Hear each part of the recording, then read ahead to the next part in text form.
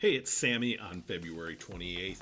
You can see this is our first trade of the day. We're coming in pre-market because we have momentum is all pointing to the short side. We have sentiment all pointing to the short side, and we're starting to get some volatility breaks.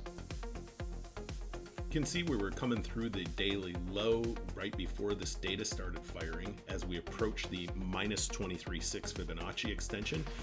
What we do is we quickly move our stop loss to break even plus 25 as we're coming into the market open. There could be some volatility, so it's always good to preserve your equity coming into the market open. We had our take profit set right above that minus 50 Fibonacci extension. As you can see, the data was tremendously powerful and pulled the trade very quickly all the way down to our take profit.